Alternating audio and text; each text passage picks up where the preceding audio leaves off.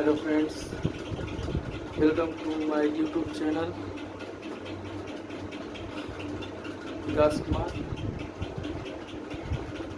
जैसा कि मैंने कहा था कि वॉइस में हम लोग सिंपल प्रेजेंट टेंस पढ़ चुके थे, तो अब हम लोग बात करेंगे प्रेजेंट कंटिन्यूअस टेंस के बारे में। ठीक है, उम्मीद है कि आप सभी अच्छे होंगे, ठीक है, स्वस्थ होंगे।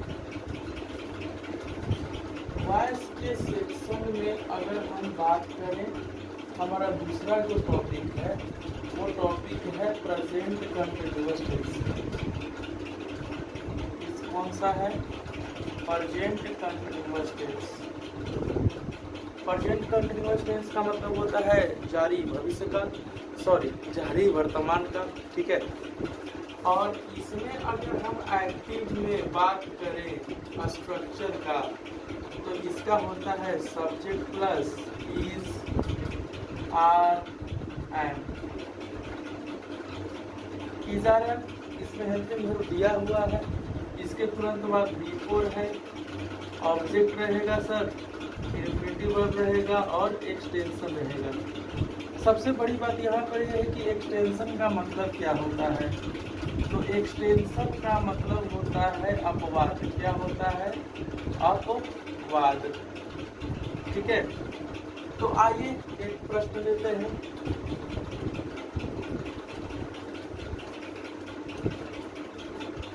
इफ आई से, अगर मैं कहूँ I am reading a story,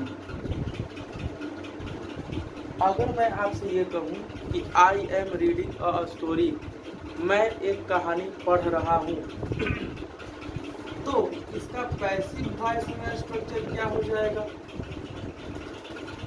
as I से, जैसा कि मैंने कहा,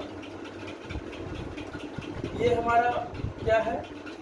सब्जेक्ट है। ये हमारा क्या है? ऑब्जेक्ट है। तो इस ऑब्जेक्ट को कहाँ रखेंगे? सब्जेक्ट के स्थान पर। ऑब्जेक्ट को कहाँ रख दिए सर? सब्जेक्ट के स्थान पर।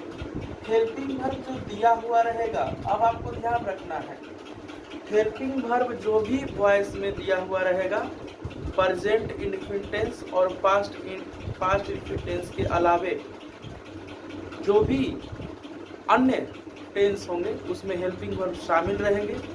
तो वो जो हेल्पिंग वर्ब शामिल रहेगा उसको हम लोग लिखेंगे, है ना।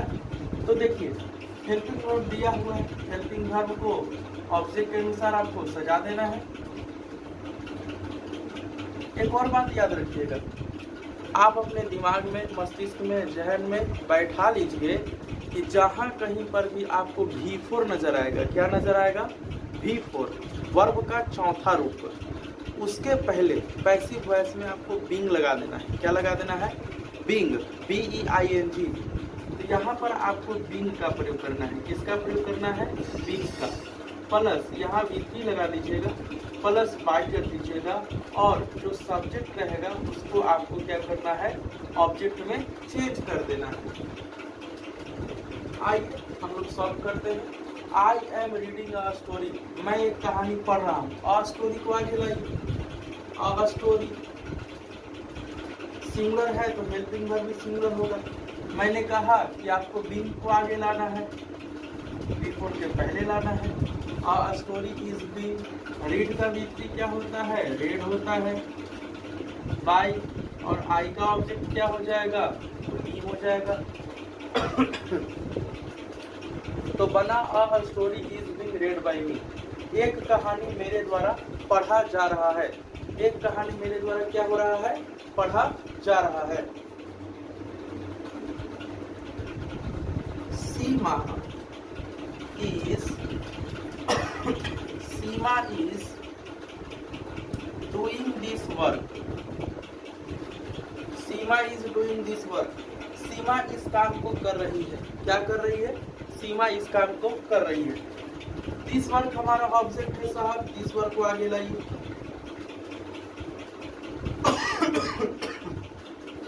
दिस वर्क इज डूइंग के पहले बीइंग लगाइए। डू का भी डन होता है, बाय लिखिए, सीमा नाम है, नेम रहेगा तो नेम ही का प्रयोग कर दीजिएगा, ठीक है। तो यह है हमारा आज का प्रेजेंट कंटिन्यूअस टेंस। आप लोग इसे पॉज करके एक बार अच्छे से देख लीजिए, हम साइड हो जा रहे हैं, है ना।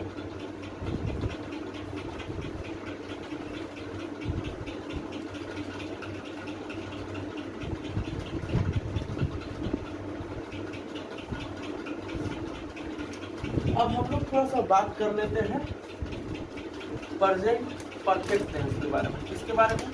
प्रेजेंट परफेक्ट टेंस के बारे में।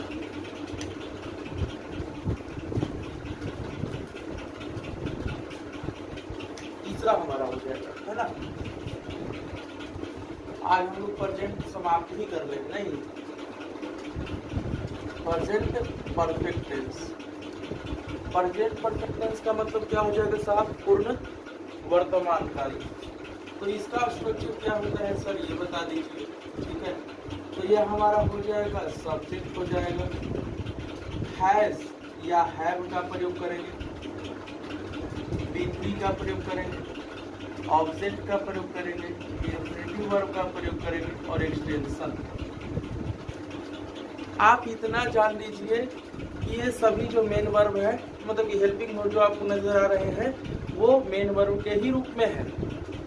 हैव का मतलब रखना होता है और हैव का भी क्या होता है? हैज होता है। तो हैव हमारा V1 है, तो आप याद रखते हैं कि ही, सी, इट और एक नाम के साथ V5 तो हैज होगा। आई, वी, यू, दे और एक से अधिक नाम रहता है तो हैव का प्रयोग करेंगे। और ये एक्टिव का सेंटेंस है साहब, ठीक है। मैंने आपसे क्या कहा था कल? मैंने आपसे यही तो कहा था कि जितने भी एक्टिव वाले वाक्य में रहेंगे उसमें helping verb V1, V2, V3, V5 सभी आएंगे, ठीक है। तो इसमें आया हुआ है। पैसिव वॉइस पहचानने का तरीका ये भी है कि V3 लगा रहता है, बाई लगा रहता है, ठीक है। ऑब्जेक्ट है जो सब्जेक्ट के स्थान पर आता है। Example, they have told me a story. Guys, I am teaching you English, okay, and I am teaching 12th class, ठीक है।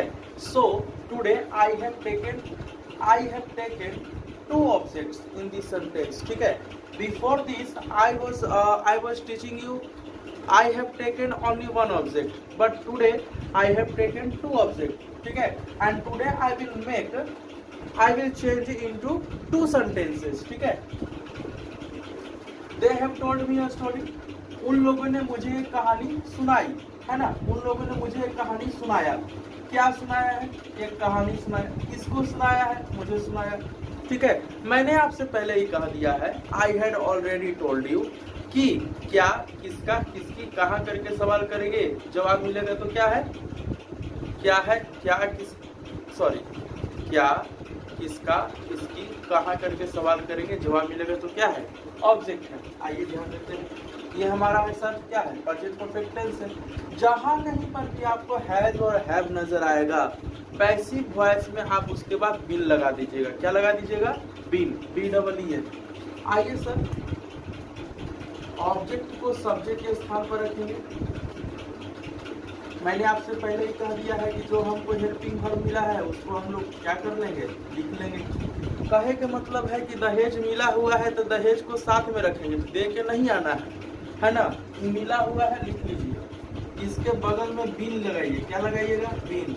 अब इसके बाद V3 लगेगा, बाई लगेगा और सब्जेक्ट को किसमें चेंज कर दीजिएगा? ऑब्जेक्ट में, ठीक है। अब हम लोग इसको दो तरीका से बनाते हैं। सबसे पहले मी नजर आ रहा है तो मी का सब्जेक्ट बताइए सर, आई। दो ऑब्जेक्ट है ना, एक ऑब्जेक्ट को सब्जेक्ट बनाइए, एक ऑब्जेक्ट को आके रही दीजिए। मी का सब्जेक्ट आई, आई के अनुसार क्या होगा? हैव।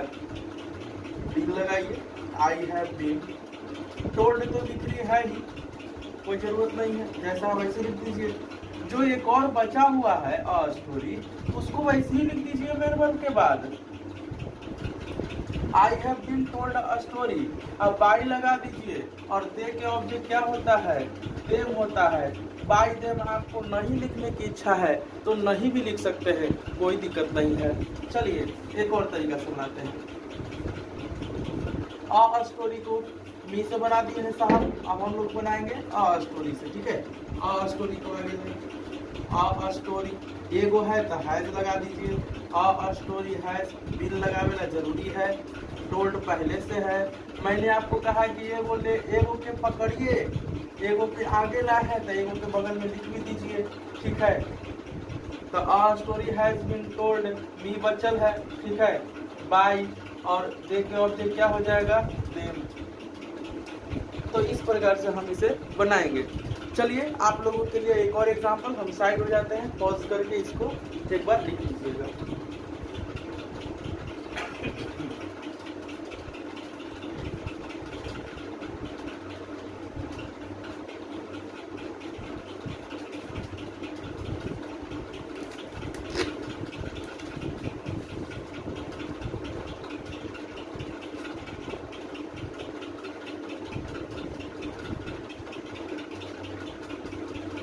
Sohan has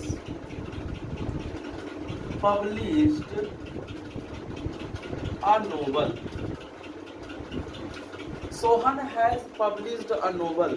सोहन ने एक उपन्यास प्रकाशित किया है। क्या प्रकाशित किया है साहब? अ नोवेल। आगे लेकर आइए। अ नोवेल एगो है तो हैज रहेगा, बिन लगावेला जरूरी है। पब्लिश्ड के प्रयोग कर दीजिए B3 के रूप में। बाई लिखिए और नाम है सोहन तो सोहन के सोहने लिखते हैं, है ना। एगो नियम हम खड़े खड़े बता देते हैं। जब सब्जेक्ट के स्थान पर people, someone, anyone, anybody, nobody, no one, everyone, everybody, we, you तथा दे रहता है, तब पैसिव वॉइस में इन सब्जेक्ट्स का ऑब्जेक्ट नहीं लिखते हैं। क्या समझे? फिर से दोबारा सुन लीजिएगा पीछे जा करके, ठीक है। तो इन सब्जेक्ट्स का हम लोग पैसिव वॉइस नहीं लिखते हैं। आइए हम लोग एक एग्जांपल से समझते हैं।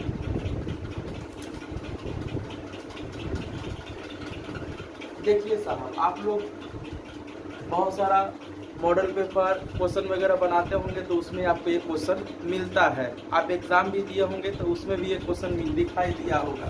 क्या देखे हैं साहब? लिखल रहता होगा people speak English in all over the world. People speak English in all over the world, इसका मतलब है कि लोग पूरे संसार में अंग्रेजी बोलते हैं। लोग पूरे संसार में अंग्रेजी बोलते हैं। सब्जेक्ट के स्थान पर क्या नजर आ रहा है? पीपुल। तो इसका ऑब्जेक्ट नहीं लिखेंगे। सबसे बड़ी बात है कि क्या बोलते हैं? अंग्रेजी। इंग्लिश को लाइए आगे। इंग्लिश ये प्रेजेंट परफेक्ट टेंस में नहीं है बाबू, ये है प्रेजेंट इंडेफिनिट टेंस में। पीपुल के अनुसार स्पीक V1 लगा हुआ था, इसीलिए इंग्लिश के साथ क्या रहेगा? इज। अब स्पीक का V3 क्या हो जाएगा? स्पोकन, ठीक है। अब बाई प्लस सब्जेक्ट का ऑब्जेक्ट तो लिखना नहीं है, इसीलिए इसका प्रयोग नहीं होगा। In all over the world extension है, एक छोड़ दीजिएगा, नहीं ना। तो in all over the world को क्या करेंगे? ज्यों का त्यों लिख देंगे। तो क्या बनेगा? English is spoken in all over the world. मैं आप सभी बच्चों के लिए एक सवाल यहाँ पर मैं छोड़ के जा रहा हूँ, आपको उसको कमेंट सेक्शन में क्या करना है? जवाब लिख देना है। आइए, पीपुल स्पीक भोजपुरी इन बिहार।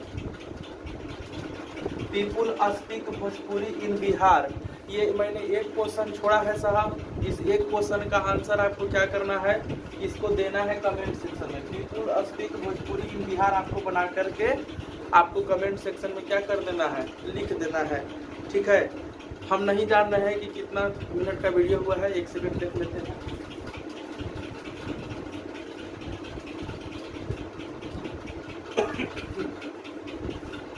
हाँ तो दोस्त 15 मिनट का वीडियो हो चुका है और हम लोग इसमें दो चीज़ पढ़ लिए हैं, प्रेजेंट कंटिन्यूअस और present perfect tense. Present perfect continuous tense के बारे में थोड़ा सा हम बोल देते हैं, ये आपसे परीक्षा में नहीं पूछेगा लेकिन हम फिर भी बोल दे रहे हैं। प्रेजेंट परफेक्ट कंटिन्यूअस टेंस का जो स्ट्रक्चर है वो है सब्जेक्ट प्लस हैज़ या have plus been plus V4। और जैसा कि मैंने कहा है कि जहाँ V4 रहता है पैसिव वॉइस में क्या करते हैं, बीइंग लगा देते हैं, और जो हमको हेल्पिंग वर्ब दिया रहता है उसको हम लोग लिखते हैं, छोड़ते नहीं हैं। तो पैसिव वॉइस में आपको वही करना है, हैज़ बीन हो रहा है, बीन दिया हुआ रहेगा, V4 के पहले बीइंग लगा दीजिएगा और बाकी सब्जेक्ट ऑब्जेक्ट को इधर कर लीजिएगा तो बन जाएगा। कोई दिक्कत है? मेरे इस चैनल पर नए आए हैं तो कृपया करके चैनल को सब्सक्राइब कर दीजिएगा, लाइक कर दीजिएगा, शेयर कर दीजिएगा, मन हो तो कमेंट भी कर दीजिएगा। और लाइक अगर मन ये भी करे कि वीडियो पसंद आया है, तो मेरी बात आपको अगर अच्छी लगी है तो कृपया शेयर कर दीजिएगा। ये पंखा की आवाज़ साहब आएगी थोड़े दिनों तक, ठंड अभी नहीं ना आया है, ठंड अभी मतलब कि ठंड आएगा तब पंखा बंद हो जाएगा, लेकिन वीडियो प्रयास करेंगे कि हम डेली देते रहें। ठीक है, थैंक यू, जय छठी मैया। मिलते हैं फिर नेक्स्ट वीडियो में।